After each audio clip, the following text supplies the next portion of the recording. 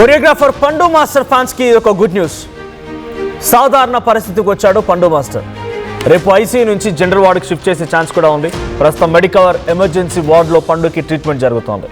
తాను బాగానే ఉన్నానంటూ ఆర్టీవీతో చివరిగా మాట్లాడుకొచ్చారు పండు. అయితే పండు 2 కాళ్ళకి సర్జరీ చేశారు డాక్టర్లు.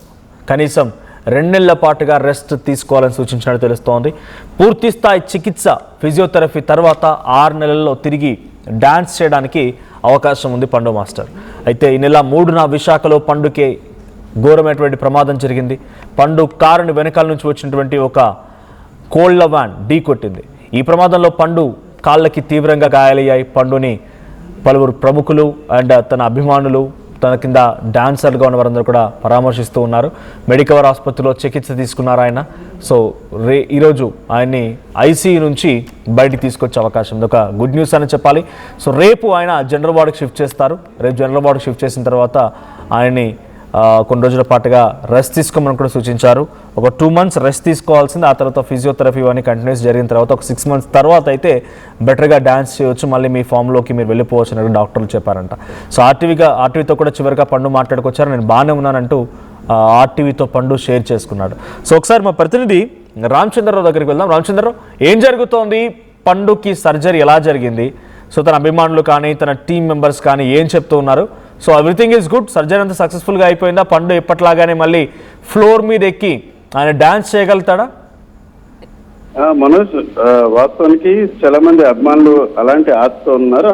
వాళ్ళ కళ నెరవేరే అవకాశం ఉంది. అయితే ఊహించిన విధంగా ఈ ఆనందపురం నొడగలవానిపాలెం ప్రాంతంలో ఈ రోడ్డు ప్రమాదంలో 2 కాళ్ళకి అతనికి గాయం అయింది. అయితే వాహనం నేరుగా వెళ్ళి ఆయన కాలుపై నుంచి వెళ్ళిపోవడంతో 2 అంటే ఎడమ కాలు అలాగే కుడి కాలు మోకాలు తర్వాత ఉన్న భాగంలో వాహనానికి సంబంధించిన టైర్లు వెళ్ళడంతో 2 కూడా ఫ్రాక్చర్ అయ్యడం జరిగింది. మొన్న సాయంత్రం 5 గంటల నుంచి 6 గంటల మధ్య దాదాపు గంట సేపు దానికి సంబంధించిన సర్జరీ ప్రక్రియ జరిగింది. Orthopaedic incharge doctor Pratap Reddy ఆధ్వర్యంలో ఒక వైద్యుల బృందం ఈ అంశాన్ని పరిశీలించడం జరిగింది. అయితే దానికి ముందే అతని తుంటి భాగం కూడా డిస్లోకేట్ అయింది.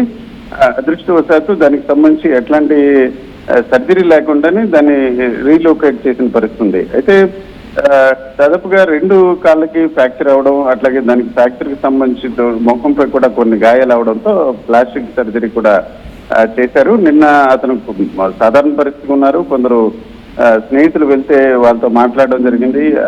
గాజువాక ప్రాంతానికి చెందిన చాలా మంది డాన్సర్స్ అతన్ని ఆరోగ్యంపై కొంత ఆందోళన చెంది పరిమితంగా లోపలికి వెళ్ళి ఆయనతో మాట్లాడుతున్నారు. నిన్న మనం ఆర్టీవీతో అతని స్నేహితులు మాట్లాడడం జరిగింది. అంజలి, అలాగే గాజువాక శ్రీ వెంకటేష్ లాంటి చాలా మంది డాన్సర్లు కూడా వెళ్ళారు. వారి తండ్రితో కూడా మనం మాట్లాడడం జరిగింది. అయితే డాక్టర్లు ఈరోజు డిశ్చార్జ్ చేయడానికి అవకాశం ఉంది, కానీ మోస్ట్ ప్రాబబ్లీ రేపే డిశ్చార్జ్ చేసే అవకాశం ఉంది. ఎందుకంటే వార్డుకి షిఫ్ట్ చేసినట్లయితే చాలా మంది స్నేహితులు, బంధువులు ఇట్లాగా ఫ్యాక్టరీ ఎక్కువగా ఉండే అవకాశంతో ఈరోజు పూర్తిగా ఎమర్జెన్సీ వార్డులోనే ఉంచి రేపు డిశ్చార్జ్ చేసే అవకాశాలు ఉన్నాయి. ప్రస్తుతానికి ఆయన ఆరోగ్య పరిస్థితి నిలకడగా ఉంది, అందరితో మాట్లాడుతున్నారు. అయితే డాక్టర్లు ఏదైతే సర్జరీ జరిగింది కాబట్టి కొన్ని రోజులు రెస్ట్ తీసుకోవాలి. ఎక్కువ రోజులు రెస్ట్ తీసుకున్నట్లయితే సాధారణ పరిస్థితికి కోలుకోవడానికి ఎక్కువగా ఆరోగ్యం కుదుట పడుతుంది, అలాగే కొంత ఎనర్జీ వచ్చే అవకాశం ఉంటుందని చెప్తున్నారు.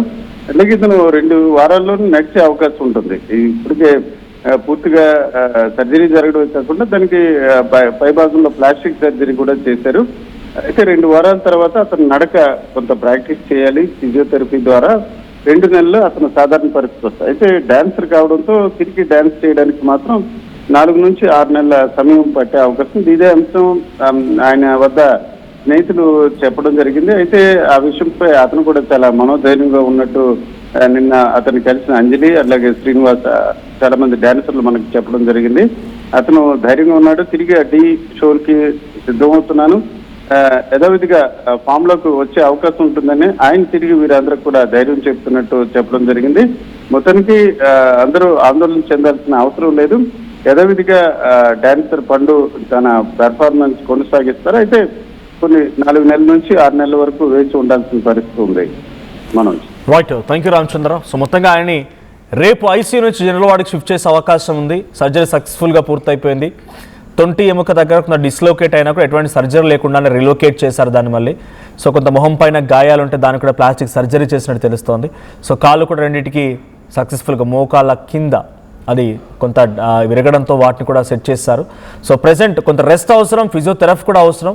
ఆ తర్వాత 6 months తర్వాత మళ్ళీ బ్యాక్ టు ఫామ్ పండు మళ్ళీ అందరూ ఎంటర్టైన్ చేయడానికి సిద్ధంగా అవుతున్నారు. సో ఇప్పటికే ఆర్టీవీతో పండు టీంలో చాలామంది సభ్యులు కూడా మాట్లాడుకొచ్చారు. పండు ఆరోగ్య పరిస్థితి పైన ఎప్పటికప్పుడు వారు అప్డేట్స్ ఇస్తూనే ఉన్నారు. ఏదేం జరిగినా పండుకి ఒక తీరని సంఘటన ఇంతలా తనని బాధిస్తుంది, వెంటాడుతుంది, తన ప్రొఫెషన్ పైన, తన కెరీర్ పైన ఒక ప్రభావం చూపిస్తుంది. బహుశా ఆయన కూడా అనుకుని ఉండడు. ఒక ఈవెంట్ పూర్తి చేసుకొని తిరిగి ప్రయాణం అవుతున్న క్రమంలో విజయవాడ సమీపంగా ఒక్కసారిగా ఈ ప్రమాదం జరిగింది.